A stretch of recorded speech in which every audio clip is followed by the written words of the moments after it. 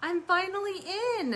Oh my gosh, I can save bunnies and I can save squirrels, but I cannot do a live video. Welcome to Arrow's Wildlife Room. I'm gonna give you guys a little tour today.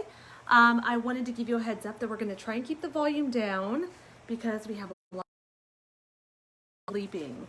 I'm really excited to share this with you guys today because I can show you a little bit about what happens when you guys end up giving us some of these animals. And I'm going to start right here with my turtles. Turtles have been a big portion of Arrow this year, as you guys can see. All of these tubs are individual turtle housing. Each one of their houses is suited for that particular turtle. They have different injuries and stuff like that, and most of them are chewed up by dogs or hit by cars, run over by lawnmowers, things like that. And we really need to give them their own little environment. They can't really be in with other turtles, especially if they have a loose shell that's just been placed or they have some kind of upper respiratory that might be contagious. So what we ended up doing is giving each guy his own little spot. And as you can see, I'll introduce you to the first one here. Let me turn this video around. There we go, this is much better. This guy, for instance, isn't allowed to have any bedding because he has a cracked shell. And then we go over to this one right here is aquatic, which you could have guessed. And she can't even have a full tank of water because she has some bandaging and some screws on the back there. She is actually in here for just the night and a couple of hours during the day. The rest of the day, she's usually outside in her outdoor pen because a lot of these animals, though they have these cracks and breaks and problems, they always need natural sunlight that kind of helps their shell to repair. And you can see we have all kinds of lamps and alternative sunlight sources, but it's not quite as good as the real thing. So a lot of these guys get outside in their outdoor pens today and get some of that sunlight. This one's sleeping. Let's take a look over here. Nope, nobody wants to say hi. Oh, we have somebody who's awake. There we go. This is Glenkirk. He was hit by a car on Glenkirk.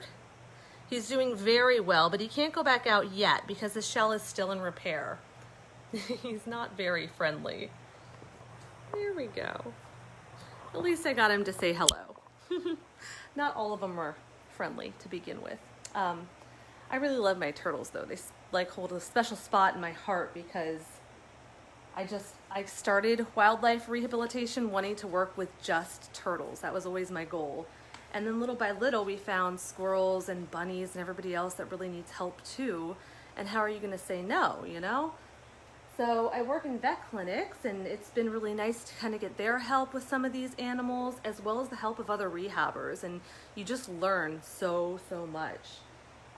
Each one of these gets soaked every single day. They get offered food every day. They do not eat every day. And they get their medications if they need medications every day. Then we take pictures of what the shell injury looked like or whatever, swollen eyes, whatever it was at the very beginning, and we do it again at the very end to kind of compare like how they've grown, how they healed, how everything's looking. All right, after turtles, I'm going to show you. Now, this looks boring. This is my food closet, okay? Anybody on Facebook, on nextdoor.com, on wherever is going to tell you, oh, you found a baby bunny? Mix one raw egg with some sugar and some salt, vanilla Ensure, give it almond milk because squirrels love almonds. Don't ever listen to that. Every single animal has its own formula for babies. They're all so different. That's why it is so important that you not listen to those people and you get these little babies to a rehabber because, as you can see, I have piles and piles and piles of food that are really specific to animals and they're expensive. It's not like it's something that's easy to come by. So if somebody has this stuff and they're licensed, those are the people you want to get those animals to. All right. I have my little incubator. This is kind of my intensive care unit during the winter, but during the summer months, it's usually full of babies. Right now, my babies just moved out and I'll show you a few of them. We gotta be quiet though. I have all my baby bunnies are hiding. We're gonna be very, very quiet.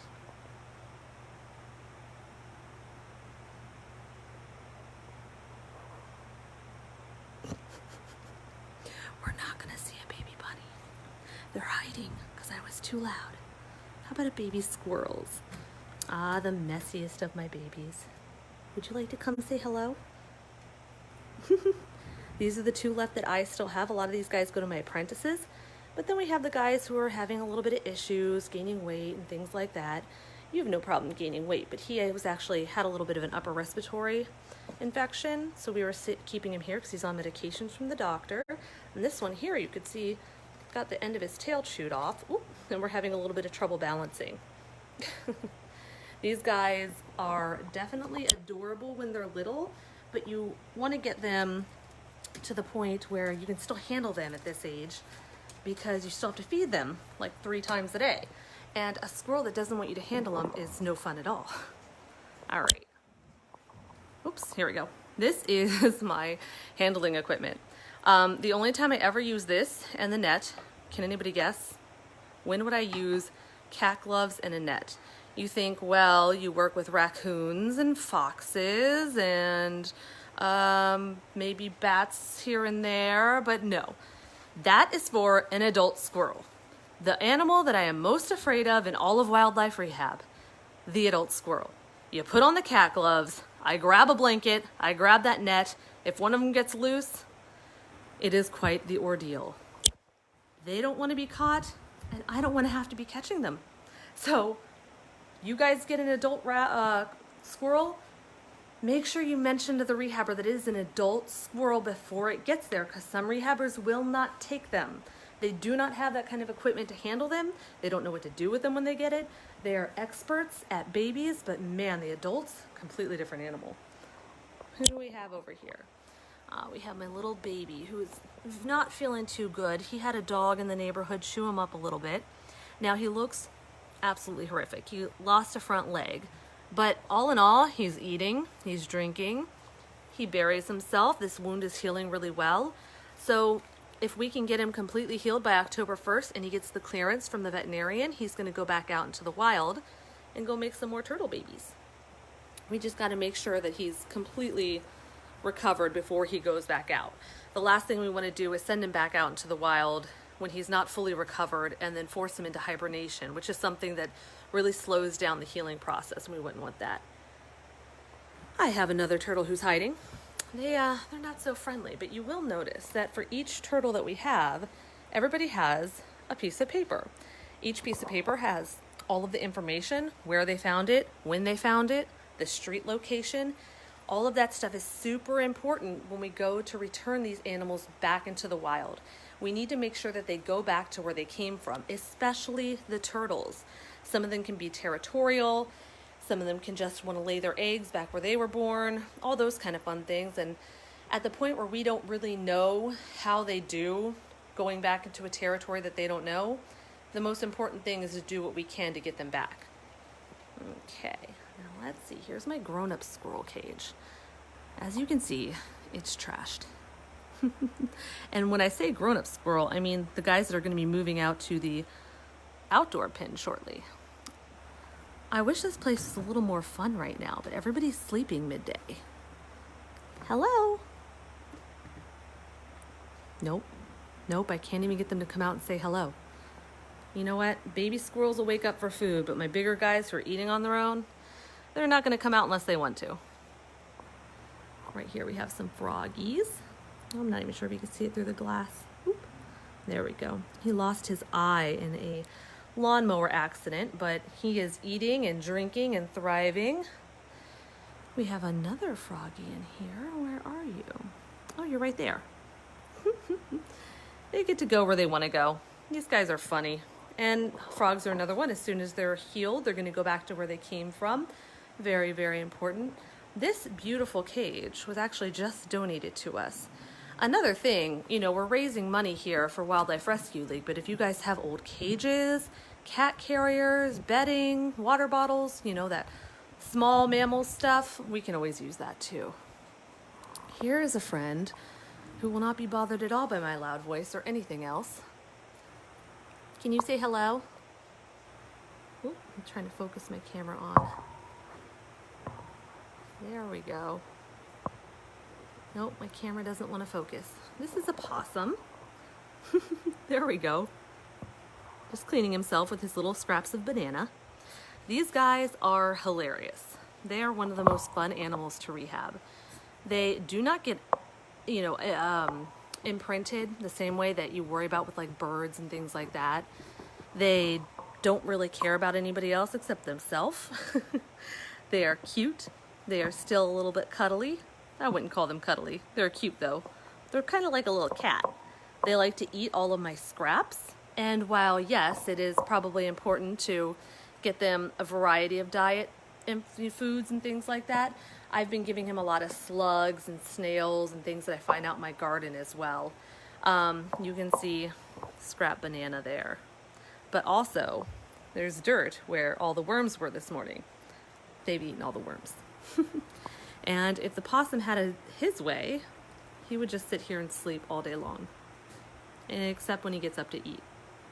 We train them with little water bottles to drink out of until they're ready to go, and they don't go too far. There's actually a huge creek and a preserve near my house that we're allowed to release on, so it's always nice to walk them down there. And anytime there's water nearby, they do pretty well. Now in here I have more possums. These are in the smaller cage, and can anybody guess why? I will tell you why. These guys are escape artists. So now I have them in the crazy person cage. Where are you guys? There we go. There's my faces. So let's see. How many times have you escaped? 3 times. First time, squeezed through the bigger holes. Not on this cage, but on the bigger cage. Second time, this was latched. Stuck his finger, unlatched it, pushed it open. I found the door open in the morning, if you can believe that. Third time, buried himself in the laundry so that I went to take laundry in the morning and there was a possum in it. Yes, they are escape artists. Do not trust them all. They are smarter than you would think. Here we are back to the other intensive care unit and our bigger squirrel who's actually going out this weekend. Now this one's an adult and it's about to transfer out. This is one of the ones that we're talking about that it doesn't want to hang out with you, and we're okay not hanging out with him. So we offer him water, we offer him food, and some transporter is coming to get him today. He's going into a release pen.